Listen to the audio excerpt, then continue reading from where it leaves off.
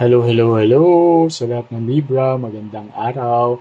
Welcome back sa aking channel at sa mga bago, welcome to my channel. Ako nga pala si Mystico Moreno or in short, Miss Mo. At dito sa aking channel, we will manifest love sa inyong Tagalog. Love reading ngayon na Miss Mo. At ngayong araw, gagawin natin ang inyong weekly love reading for February 16 to 22. At habang binabalasa ko itong cards nito, gusto ko magpasalamat sa lahat ng Libra na sumusuporta sa aking channel. Sa mga bago, please support my channel by subscribing, okay? And also by liking this video, sharing this video sa mga kilala nyo pang Libra, and comment lang kayo sa baba kung mag-resonate itong reading na ito. Maraming salamat. Okay, so tingnan natin yung overall energy. Second card, yung reading Magnificence.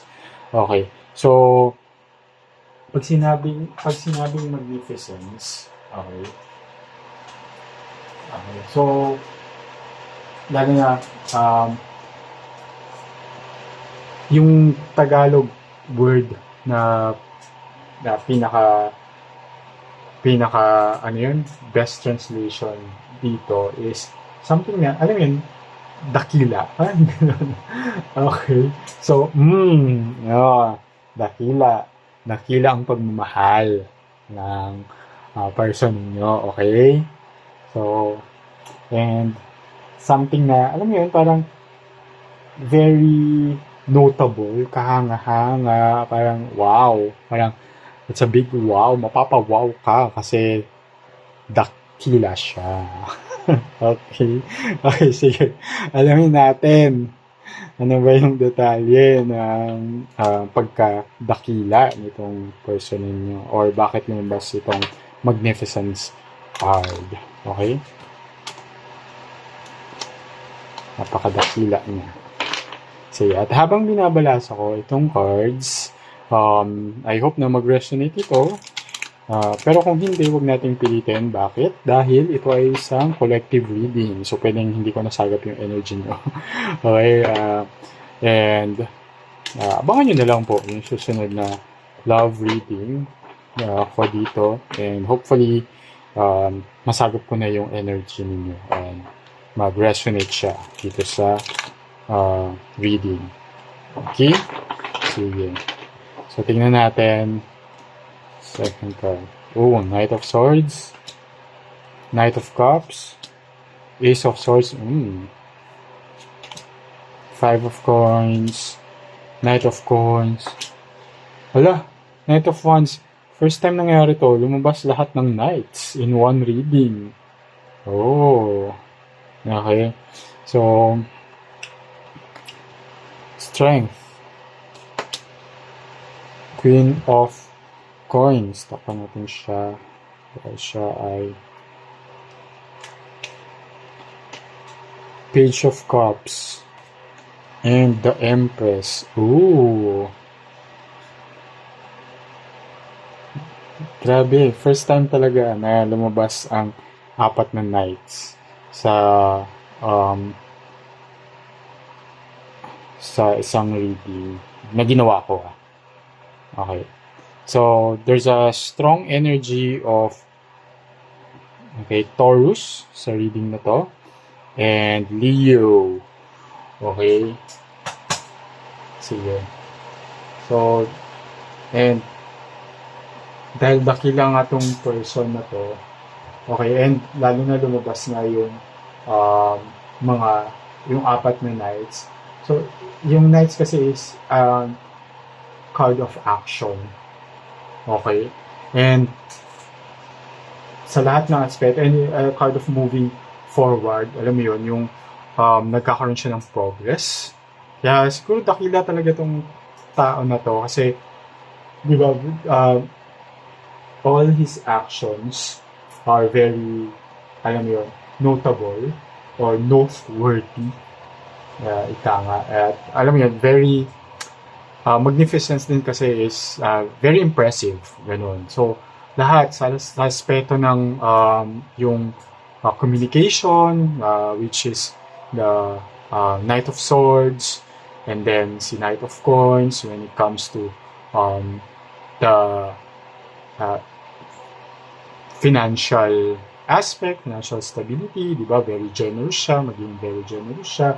Very impressive yung kanyang generosity and yung pagkakaroon niya ng financial stability. Very impressive ang kanyang when it comes to sa kanyang mga desires or alam mo yung something that he's passionate about, and as well as sa kanyang emotion.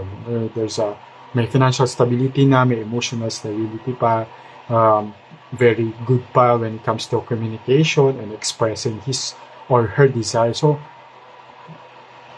okay na okay tong person na to. Naku, wag niyo nang palampasin.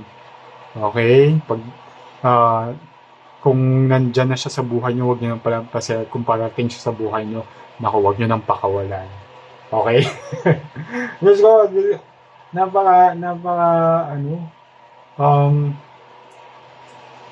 napaka-impressive ng kanyang personality. Very dakilang-dakila nga siya, di ba? Okay. And yun, so someone coming to your life is very good when it comes to communicating, and meron siyang emotional stability. Okay? Hindi siya yung tipo na, alam mo yun, yung if you're familiar with attachment styles, nasa secure attachment siya. Okay? And kaya nga niya express yung nararamdaman niya. Kaya niya i-communicate whatever mga gusto niya, mga boundaries niya, mga preferences niya. Alam mo yun, nang walang pag-aalinlangan. Okay? And as you can see here, this person wants a honest start with you. Not just a fresh start, but an honest start. Yung, alam mo yun, yung very clear siya sa what he or she wants in the relationship at i-relay niya yun sa'yo. Okay? And there will be some sort of yung alam mo yun, yung sa medyo syempre you will be at loss ng konti. I can see here kasi it's not really kasi 5 of coins is some sort of like when it comes to material aspect, it's loss but material. But here, what I can see here in connection naman dun sa mga other cards is that parang medyo malulost ka kasi nga this person, feeling ko hindi mo pa siya na-encounter before yung ganitong type of personality. So medyo at lost ka when it comes to that. Kasi as you can see here, is also financially stable. And even if in relation din dito, kasi lalo na magkatabi si 9 of coins sa si 5 of coins, that you don't have to worry. Parang kung lalabas kayo, you don't have to worry na, ay shit, wala akong panggastos, or teka, nagtitipid ako. Kasi this person is very generous. But, okay, reminder, hindi nyo kailangan din i-abuse yung generosity ng isang tao. Okay? So, remind ko lang. Okay, so dapat good vibes, good energies lang din para good energies din yung bumalik sa inyo.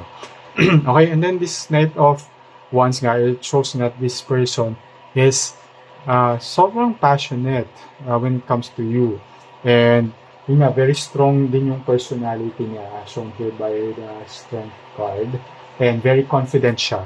Confident siya sa pagkatao niya, sa personality niya, sa kung anong meron siya at anong kaya niyang ibigay sa'yo.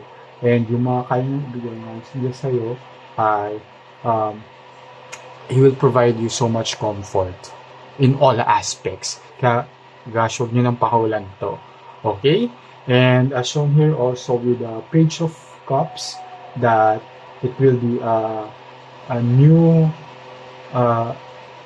beginning para sa inyong dalawa. Okay?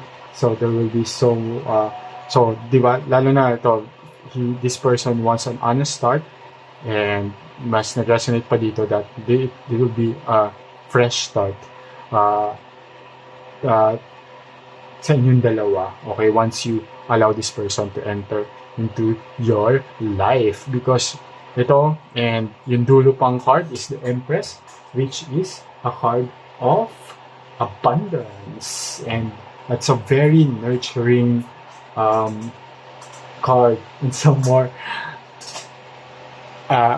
okay, the Empress is also a card of sensuality. So, when it comes to providing physical pleasure, ayan, dakilang-dakila siya. Okay, very, very caring tong person na to. Okay? Ayan, so, claim nyo na yung energy. My God, manifest nyo na. And as I've said, pag dumating tong tao na to, or kung nandiyan na yung tao na to, huwag nang pakawalan. Okay?